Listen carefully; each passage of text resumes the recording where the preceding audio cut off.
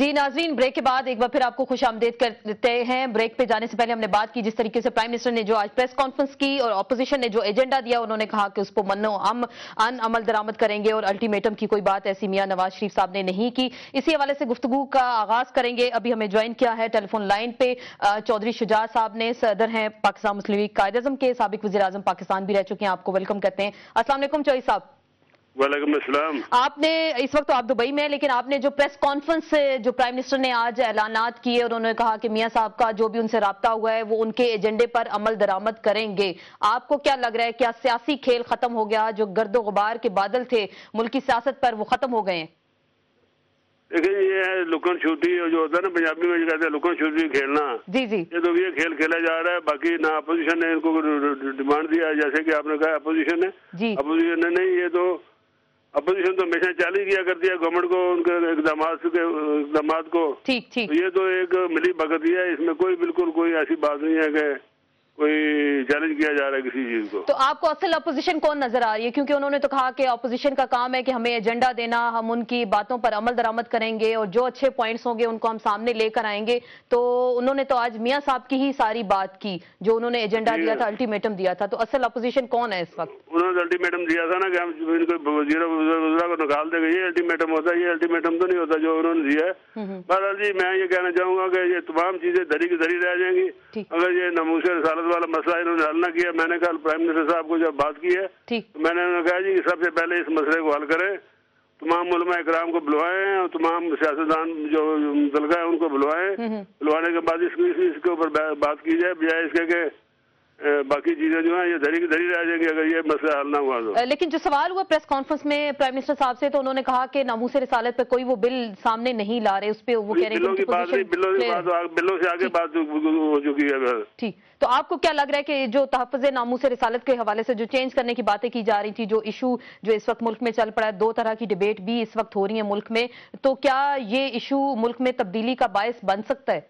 نہیں، تبدیلی کے بغیر جو اس کو چینج کیے بغیر بھی مسئلہ حل ہو سکتا ہے، کوئی ایسی بات نہیں۔ اس کو چھیڑنا تو وہ بالکل غلط بات ہے، لیکن اس کے بغیر بھی جو تحفظات ہے اس کو دور کیا جا سکتا ہے۔ لیکن اس کو بل کو چھیڑنا جو ہے اس کو یہ تو بالکل ہی کوئی کسی کو بھی جسارت نہیں کرنی چاہیے، اس بل کو چھیڑے اور کوئی اقدامات کیے جائیں اور کوئی اصلاحات لائی جائیں۔ تو آپ کو کیا لگ رہا ہے؟ اب دیکھیں ہم نے تو دیکھا، انہوں نے کہا کہ مرکز میں ہم آپ کو تنگ نہیں کریں گے، صوبے میں بھی ہم آپ کو تنگ نہیں کریں گے، اور آپ کے وزراء جو ہم نے کہا تھا پیپلز پارٹی کے ان کو ہم واپس سے جو ہے نہیں نکالیں گے۔ تو دونوں جانب سے تو صلح ہو گئی، انڈرسٹینڈنگ ہو گئی، تو اب آپ لوگ کیا کریں گے؟ آپ کے تو فارورڈ بلاک کے لوگ بھی ان کے ساتھ جا کے جو ہے وہاں پہ 47 سے زیادہ تقریباً وہاں پہ لوگ موجود ہیں، تو اب آپ بھٹو کے زمانے میں یا اس کے بعد کئی زمانے ایسے گزرے ہیں کہ نو کی اپوزیشن رہی ہے۔ محترم بینظیر بھٹو کے 17 آدمی تھے، نواز شریف کے 17 آدمی تھے اپوزیشن میں، 4 بھی رہ جائیں گے تو ہم اپوزیشن کریں گے، کوئی ایسی بات نہیں ہے۔ 9 تھے، 9 میرے جو والد صاحب ممبر تھے، 9 تھے، 9 کو باہر پھینکنا پڑا تھا ان کو اسمبلی ہال سے۔ صحیح، تو چوئی صاحب پھر آپ کیا حکومت کو، کیا آپ کہہ رہے ہیں کہ آپ بھی اپوزیشن ہیں، اب آپ کیا الٹیمیٹم دیں گے حکومت کو؟ کوئی نیا لائے عمل یا آپ بھی کوئی ایجنڈا دینے جا رہے ہیں حکومت کو؟ اگر اپوزیشن کی بات ایجنڈا نہیں دینے جا رہے، ہم ایجنڈا نہیں دینے جا رہے ہیں، اور ہم تو ان کو کہیں گے اپنے آپ کو درست کرو۔ اچھا، تو وہ درست کر لیتے ہیں، اس درست کرنے میں کون کون سے مطالبات سامنے آئیں گے آپ کی طرف سے؟ مطالبہ سب سے بڑا مطالبہ یہ ہے جو لوگوں کے مسائل ہیں جی جی اس کا حل نکالتے نہیں اور دوسری طرف جڑ پڑے ہیں۔ تیل کی قیمتیں ہیں، باقی معاملات ہیں، مہنگائی، بے روزگاری جو دور کو کرنے کے لیے کوئی اقدامات اٹھائیں، ملک کے اندر انڈسٹری لگے، کوئی باہر کوئی اور چیزیں ہو اس طرح کی۔ ٹھیک، تو کوئی مڈ ٹرم الیکشن کا مطالبہ تو سامنے نہیں آ سکتا؟ نہیں، مڈ ٹرم کو چھوڑیں جی، مڈ ٹرم کو کیا کرنا ہے؟ کوئی ملک میں الیکشن تو آپ نہیں دیکھ رہے اس وقت؟ ٹھیک ہے، بہت بہت شکریہ چودھری شجاعت صاحب ہمارے ساتھ ٹیلی فون لائن پہ دبئی سے موجود تھے۔ ملکی سیاسی صورتحال پر انہوں نے تبادلہ خیال کیا، اور انہوں نے کہا کہ پنجابی کا ایک لفظ انہوں نے یوز کیا جو اس میں آنکھ مچولی جسے ہم اردو میں کہتے ہیں، انہوں نے کہا کہ یہ گیم جاری ہے اور انڈرسٹینڈنگ ہوگی دونوں طرف سے۔ اصل اپوزیشن ان کا کہنا تھا وہ ہے، اور اگلے آنے والے چند دنوں میں اصل اپوزیشن کا کردار پاکستان مسلم لیگ قائد اعظم ادا کرے گی۔ ابھی ہمیں ٹیلی فون لائن پہ جوائن کیا ہے مولانا فضل الرحمان صاحب نے، رہنما ہے جمعیت علماء اسلام فضل الرحمان گروپ کے، اور آپ کو ویلکم بھی کہتے ہیں ڈسکشن میں۔ السلام علیکم مولانا صاحب۔ وعلیکم السلام۔ مولانا صاحب، آج پرائم منسٹر نے تمام سیاسی قائدین سے رابطے کیے، آپ سے جو رابطہ ہوا، آپ سے جو بات چیت ہوئی، اس پہ پرائم منسٹر نے کیا یقین دہانی کرائی آپ کو؟ ان کا جو نقطۂ نظر تھا کچھ تو انہوں نے اپنی پریس کانفرنس میں واضح بھی کیا ہے، اور چونکہ یہ جتنی بھی مطالبات مسلم لیگ نون کی طرف سے پیش کیے گئے یا ایک ایجنڈا پیش کیا گیا، جی جی، چونکہ یہ مطالبات صرف مسلم لیگ نون کے تو نہ تھے، جی جی، اس سے قبل بھی جو پرائم منسٹر کے ساتھ پارلیمانی لیڈرز کی ملاقات ہوئی تھی، تو میرے خیال میں اس سب پر سب کا ایک اتفاق رائے تھا ان تمام مسائل پر۔ صحیح۔ ان کی سوچ یہ تھی کہ بھائی یہ تو ایک پارٹی کا مسئلہ نہیں ہے، چونکہ سب کا ہے، اور جب تمام دوست ایک بات پر متفق ہیں تو ہم اس کو کیسے نظر انداز کر سکتے ہیں۔ تو اس بنیاد پر انہوں نے شاید ضروری سمجھا کہ رابطہ بھی کریں اور اس بات پر کہ میں ایک فیصلہ کرنے جا رہا ہوں، ٹھیک، تو سب کو اعتماد میں دیں۔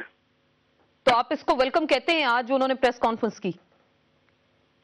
تو ظاہر ہے جی کہ جو فیصلہ اگر انہوں نے واپس لیا ہے اور اس پر انہوں نے تمام پارٹیوں کی جو رائے تھی اس کا احترام کیا ہے، تو یہ ایک مثبت بات ہے، لیکن سوال بنیادی یہ ہے کہ حکومت خود ادراک کیوں نہیں کرتی اس بات کی کہ تمام جماعتیں جو ہیں وہ جب کہہ رہی ہیں کہ عوام کو اس میں اعتراض ہے، عوام کو نقصان ہے اس میں، اور مہنگائی ہے اور بے روزگاری ہے، ان تمام حالات میں لوگوں کی ضرورت اور مشکلات کا سامنے رکھ کے پالیسی بنایا کرو، تو ابتدا میں تو وہ اس کا خیال رکھتے نہیں ہیں، جب دباؤ بڑھ جاتا ہے تو پھر ان کو پیچھے ہٹنا پڑتا ہے۔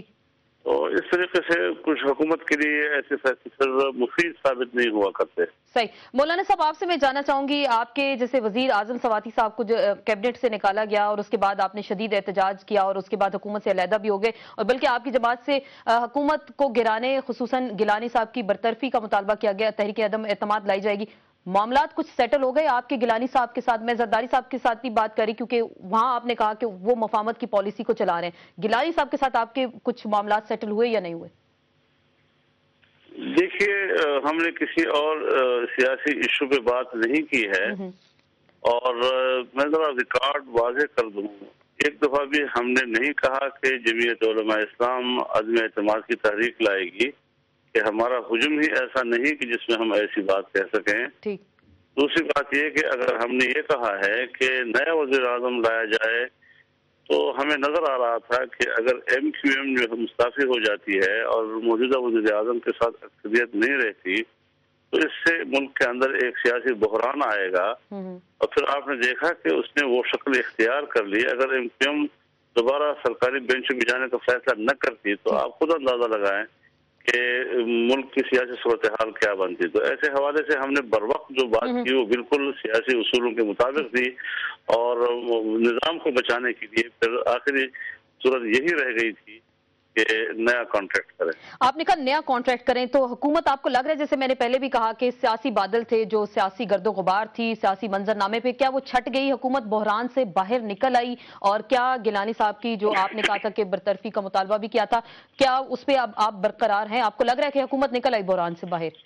ان ساری صورتحال کو اس انداز سے دیکھنا چاہیے کہ بہرحال اب حکومتیں اور ملک کا اتنا بڑا نظام کسی انجیکشن سے تو نہیں چلتا جی۔ تو جو ایم کیو ایم کا فیصلہ ہے بینچوں پہ بیٹھنے کی حد تک، یہ لگتا ایسا ہے کہ ایک وقتی انجیکشن ہے، کچھ وقت کے لیے ذرا ایک سکون اطمینان حکومت کو ملے گا، ایک ریلیف ملے گی، تو چند دن کے لیے اٹھائیں گے، لیکن یہ کوئی مستقل سکون نہیں ہے۔ حالات میں پھر بھی تلاطم آ سکتا ہے اور اس کے امکانات درست موجود رہیں۔ آپ حکومت کا ساتھ دیں گے؟ آپ نے ایم کیو ایم کا تو حوالہ دے دیا، وقتی انجیکشن ہے اور حکومت کو کچھ عرصے بعد ہو سکتا ہے پھر وہ چھوڑ جائیں، آپ کا مستقبل کا کیا لائے عمل ہے؟ آپ مستقل اپوزیشن بینچز پہ بیٹھیں گے؟ جی، مستقل اپوزیشن بینچوں پر ہمارا فیصلہ ہے، اور اس میں کسی قسم کی تبدیلی کا کوئی امکان اس وقت تک نہیں ہے۔ اس وقت نہیں ہے، لیکن اگر منا لیا جائے آپ کو تو پھر کیا ہوگا؟ بس آپ بال کے کھال مت کھینچا کریں، جب میں کہتا ہوں کہ نہیں ہے تو پھر نہیں ہے۔ آپ نے کہا نا اس وقت نہیں ہے، اس وقت نہیں ہے،